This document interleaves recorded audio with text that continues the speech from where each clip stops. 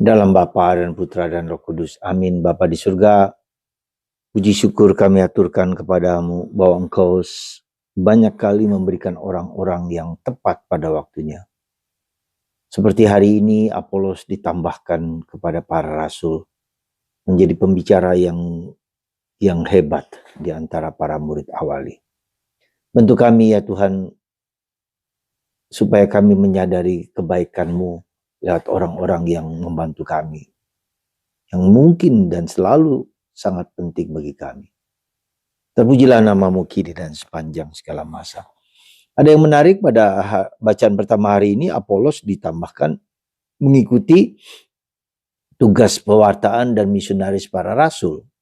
Seorang yang pandai berbicara, tapi juga orang yang mengenali sabda Allah dengan baik, mengikuti jalan Tuhan.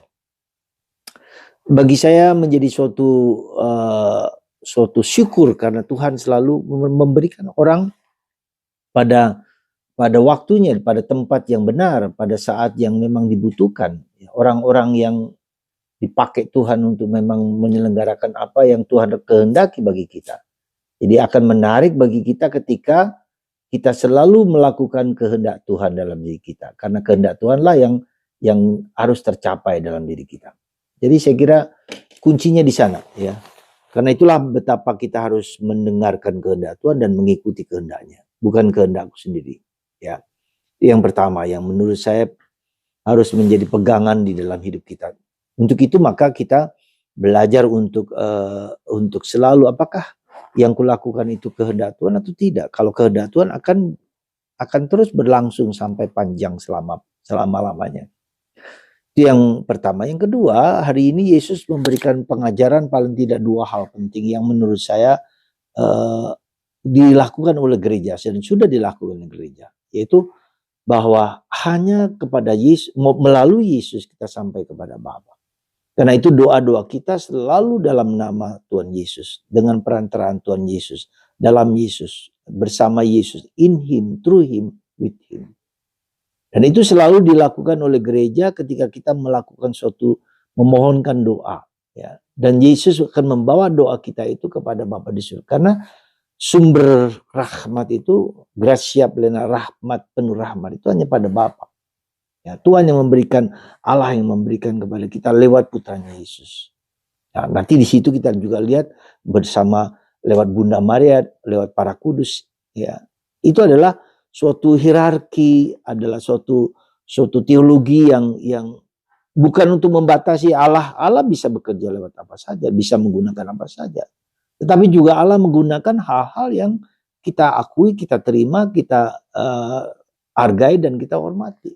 Ya, jadi jangan hanya seolah-olah kepada Yesus sendiri. Tidak, Yesus pun menggunakan para muridnya, menggunakan ibunya, menggunakan bapaknya Yosef, menggunakan para kudus untuk menyalurkan rahmat itu. Karena itu yang bisa dikenali oleh manusia, oleh kita sendiri. Dengan kemampuan dan keterbatasan kita melihat itu lewat tangan-tangan Tuhan, lewat tangan-tangan orang-orang yang berbuat baik. Seperti halnya hari ini Apolos ditambahkan kepada para rasul pada waktu yang tepat, ya. In the name of Jesus, dalam nama Yesus, bersama Yesus, ya, melalui Yesus.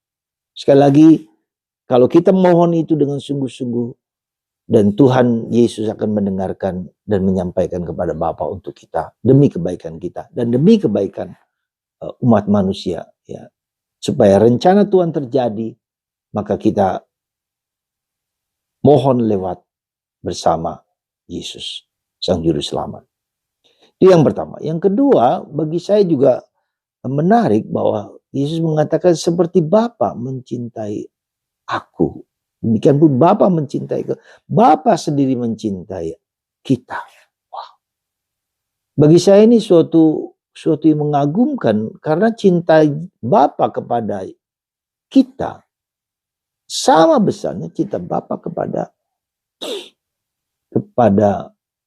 Yesus. Saya hanya bisa membayangkan bahwa kita adalah anak Allah. Ya, kita anak Allah. Seperti Yesus adalah anak Allah. Kalau Yesus saja memperlakukan Allahnya sebagai Bapa yang dekat, yang mesra, yang penuh cinta. Seharusnya kita juga bisa melakukan itu. Ya. Nah, bagaimana supaya kita bisa bertindak sebagai anak Allah? Kita tidak hanya lagi sebagai ciptaan Sang Pencipta, tapi Allah adalah Bapa dan aku anak yang disayangi, dikasihi, diterima, diakui. Saudara, betapa mengagumkannya. Ya, betapa mengagumkannya revelasi Allah. Dekat, akrab, mesra. Semoga pernyataan Yesus ini, janji Yesus ini, menjadi janji yang kita hayati, kita syukuri.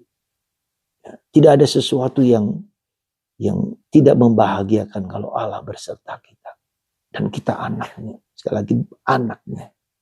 Bukan hanya ciptaan, tetapi anak yang disayangi.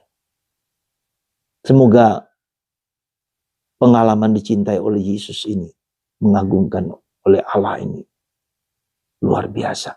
Membuat kita menjadi lebih damai, lebih tenang, lebih tentram, lebih bahagia. Ya.